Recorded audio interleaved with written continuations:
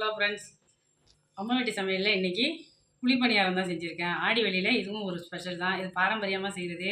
சின்ன சின்ன டிப்ஸோடு இதெல்லாம் சொல்லியிருக்கேன். எப்படின்னு வீடியோ ஃபுல்லாக பாருங்கள். நல்லா சூப்பராக இருக்கும் இந்த பணியாரம் சாப்பிட்றதுக்கு.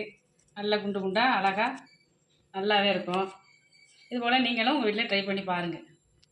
இந்த பணியாரம் செய்கிறதுக்கு இதால் ஒரு டம்ளர் நம்ம எந்த மெஷர்மெண்ட்டில் அளக்குறோமோ அதே கப் எடுத்துக்கிட்டாலும் சரி, டம்ளர் எடுத்துக்கிட்டாலும் சரி, அதிலே தான் நம்ம அரிசி எல்லாமே அளந்துக்கணும். இப்போ ஒரு டம்ளர் நான் பச்சரிசி எடுத்துருக்கேன். இது ஒரு 250 கிராம் பிடிக்கும் இந்த டம்ளரு. இதால் ஒரு டம்ளர் நான் பச்சரிசி எடுத்துருக்கேன். ரேஷன் பச்சரிசி தான் எடுத்திருக்கேன். அதே மாதிரி ரேஷன் புழுங்கரிசி, அதாவது இட்லி அரிசி, ரேஷன் அரிசி தான் இதுவும். அதே மாதிரி பச்சரிசி அளந்த டம்ளர்லேயே ஒரு டம்ளர் நான் அந்த ரேஷன் அரிசி இட்லி அரிசி எடுத்திருக்கேன். இது ரெண்டையும் நல்லா அலசி எடுத்துக்கலாம். நல்லா அலசி எடுத்துட்டு அந்த அரிசியை 4 மணி நேரம் அதை நல்லா ஊறணும். ஒரு மூடியை போட்டு அரிசியை ஊற போட்டுட்டு ஒரு 4 மணி நேரம் ஊறட்டும். 1/2 கிலோ அரிசி மொத்தத்துக்கு எடுத்துருக்கேன். பச்சரிசியும் புழுங்கல் அரிசியும் ஒரு 50 கிராம் வெள்ளை உளுந்து எடுத்துக்கிட்டோம்னா போதும். அரிசி 2 மணி நேரம் ஊறின பிறகு தான் இந்த உளுந்தில் தண்ணி ஊற்றுவேன். அதுபோல் ஒரு 25 கிராம் வெந்தயம் எடுத்துருக்கிறேன். இதெல்லாம் பிறகு தான் நான் தண்ணி ஊற்றுவேன். பிறகு பார்க்கலாம். இப்போ இந்த அரிசி தண்ணியில் போட்டு ஒரு 2 மணி நேரம் ஆச்சு. இப்போ இந்த எடுத்து வச்சுருக்க உளுந்தில் தண்ணியை சேர்த்துக்கிறோம். அதுபோல் இந்த வெந்தயத்துலேயும் தண்ணியை சேர்த்துக்கிறோம். இதுவும் ஒரு 2 மணி நேரம் நல்லா ஊறின பிறகு அரிசி உளுந்து எல்லாத்தையும் அரைச்சி எடுத்துக்கலாம். நல்லா அந்த அரிசியெல்லாம் நல்லா ஊற வச்சுட்டேன்.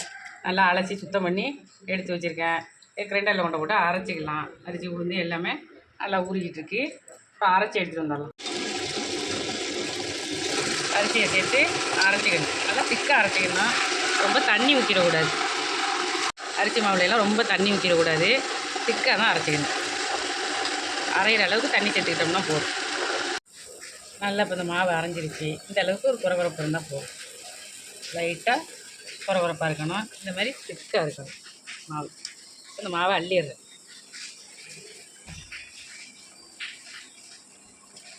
இந்த உளுந்தை சேர்த்து அரைச்சிக்கிறேன். உளுந்து வெந்தயம் எல்லாத்தையும் சேர்த்து அரைச்சிக்குவோம். வெள்ளை உளுந்து தான் போடணும்னு இல்லை, கருப்பு உளுந்து இருந்தாலும் நம்ம போட்டு அலசி சுத்தம் பண்ணி அரைச்சிக்கலாம். இப்போ இந்த உளுந்தை சேர்த்துக்கிறேன். தண்ணியை ரொம்ப ஊற்றிடக்கூடாது. நல்லா உளுந்தெல்லாம் மசிய விட்டு பிறகு தான் தண்ணி ஊற்றி அரைக்கணும். தண்ணியை தெளித்து அரைக்கணும். தண்ணி ஊற்றி அரைக்கக்கூடாது.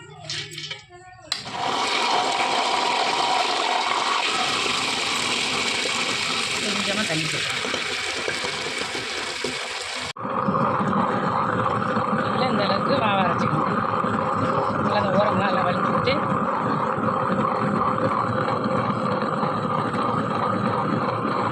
நல்லா திக்காக அரைச்சிக்கணும். நல்லாவே மேய்ச்சிட்டு மாவை அள்ளிக்கிறோம்.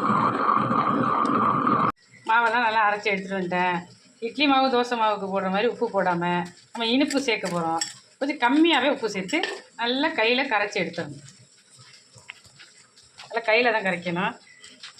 நல்லா கலந்து விட்டு கரைச்சி வச்சிடணும். மாவு இந்த அளவுக்கு திக்காக தான் இருக்கணும். நம்ம வெள்ளைப்பாகு ஊற்றணும். புளிக்கும்போது கொஞ்சம் தண்ணியாக இருக்கும் மாவு. அதனால் பணியார மாவு திக்காக தான் கரைச்சி வைக்கணும் எப்போவுமே. நல்லா கரைச்சிட்டு அந்த மாவு இந்த அளவுக்கு இருக்கணும். ரொம்ப தண்ணியாக இட்லி மாவு தோசை மாவு மாதிரியெல்லாம் அரைக்காமல் நல்லா இந்த அளவுக்கு திக்காக கரைச்சி வைக்கணும். இதே ஒரு 8 மணி நேரம் புளிக்க வச்சிடணும். 8 மணி நேரத்துலேருந்து 9 மணி நேரம் புளிக்கலாம். புளித்த பிறகு பார்க்கலாம். இப்போ மூடியை போட்டு மூடிடுவோம். நல்லா கரைச்சிட்டேன்.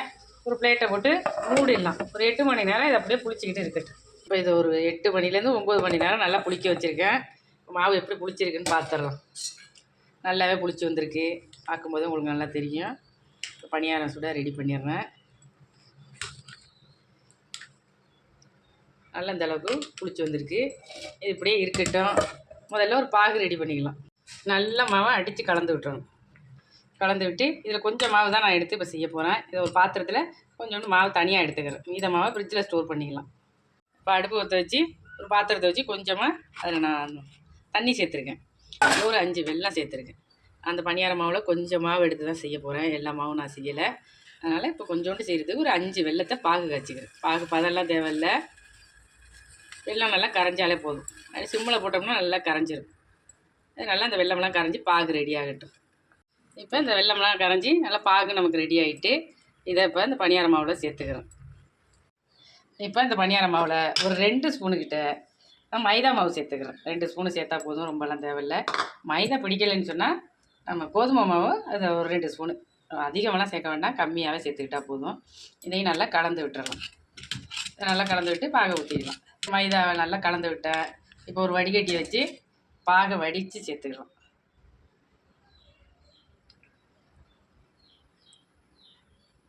பாகை சேர்த்துட்டேன். கொஞ்சம் ஏலக்காய் பவுட்ரு சேர்த்தா அது பணியாரம் நல்லா வாசமாக இருக்கும். ஏலக்காய் பவுட்ரு சேர்த்தாச்சு. எல்லாத்தையும் இப்போ கலந்து விட்டுறோம். பாகு பதம்லாம் எதுவும் தேவையில்லை. நம்ம போட்ட வெல்லம் நல்லா கரைஞ்சி வந்தாலே போதும். கொஞ்சமாக தண்ணி வச்சுக்கிட்டோம்னா போதும். ரொம்ப தண்ணியெல்லாம் பாகு காய்ச்சி ஊற்றுறோம்னா பணியார மாவு தண்ணியாக போயிடும். நல்லா அதை கலந்து விட்டுறலாம். நல்லா கரைச்சிட்டேன். மாவு இந்த அளவுக்கு இருக்கணும். பணியாரம் பதம் நல்ல பணியாரமாக வரும். இந்த அளவுக்கு எல்லாத்தையும் நல்லா கரைச்சிக்கிட்டேன். ஏலக்காய் தூள் சேர்த்துருக்கேன். இப்போ பணியார கல்லை சூடாக்கி நம்ம இதை ஊற்றிக்கலாம். இப்போ அடுப்பு ஊற்ற வச்சு பணியார கல் வச்சுருக்கேன்.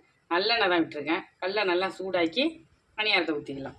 இது போல் நல்லெண்ணெய் எடுத்துக்கலாம். நம்ம நெய் வேணாலும் நெய் எடுத்துக்கலாம். அதில் இந்த மாதிரி ஒரு கரண்டி எடுத்துருக்கேன். இதான் நல்லா இப்படி மூண்டு ஊற்றுறதுக்கு நல்லா வரும். இந்த மாதிரி ஒரு கரண்டி எடுத்துக்கிட்டு கல் சூடானோடனே ஊற்றிக்குவோம்.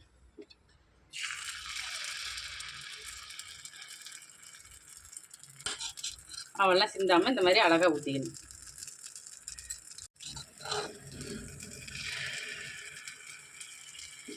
நல்லா சூடாக்கி, ரொம்ப சூடாகிட்டுனா அடுப்பை சிம்மில் வச்சிடணும்.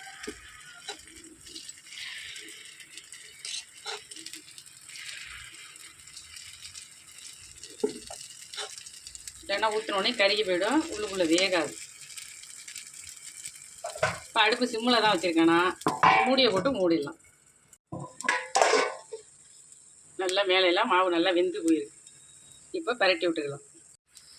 நல்லா இது போல் எல்லா பணியாரத்தையும் ஊற்றிட்டு அடுப்பை சிம்மில் தான் வச்சுக்கணும். நான் வெல்லம் சேர்த்து செஞ்சுருக்கேன்.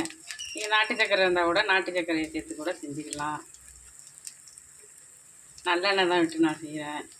நீங்கள் குழந்தைங்களுக்கு கொடுக்குறேன்னா நெய் விட்டு வேணாலும் நீங்கள் செஞ்சு கொடுக்கலாம். நல்லா கல்லெல்லாம் ஒட்டாது.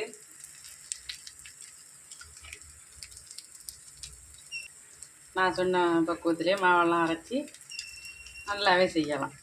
ஆனால் இதெல்லாம் செய்கிறேன்னா பொறுமையாக செய்யணும். அவசரத்துக்கெல்லாம் செய்ய முடியாது.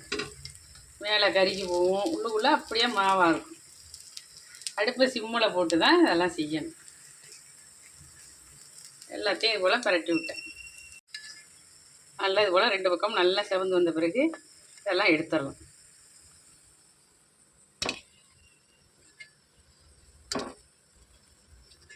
குண்டு அழகாக சூப்பராக இருக்கும் பணியாரம் சாப்பிட்றதுக்கு. ஆடி வெள்ளியில் இதுவும் ஒரு ஸ்பெஷல் தான். இது பாரம்பரியமாக செய்கிற ஒரு டிஷ். இது இருக்கிற எல்லா மாவையும் இது போல் சுட்டு எடுத்துக்கலாம். எல்லாமே நல்லா ரெடி ஆகிட்டுருக்கு. நல்லா இது போல் வந்தால் வரணும் பணியாரம். அதான் மாவு அரைக்கும் போதெல்லாம் தண்ணி ஊற்றாமல் திக்காக அரைக்கணுன்னு சின்ன சின்ன டிப்ஸ் எல்லாம் சொல்லியிருக்கேன். அதுபடி ஃபாலோ பண்ணால் தான் இந்த மாதிரி பணியாரம் நமக்கு வரும். நல்லா இது போல் சூப்பராக இருக்கும். இந்த மாதிரி உள்ள கோடு உழுகணும். அப்போ தான் அந்த பணியாரம் நல்லா கரெக்டான பதத்தில் வந்திருக்குன்னு அர்த்தம். நான் எடுத்த வெல்லம் மாவு எல்லாமே சரியான அளவுலேயே இருக்குது. இது போல் நீங்களும் செஞ்சு பாருங்கள். உங்கள் வீட்டில் ட்ரை பண்ணி பாருங்கள். நெக்ஸ்ட் வீடியோவில் பார்க்கலாம். பாய்.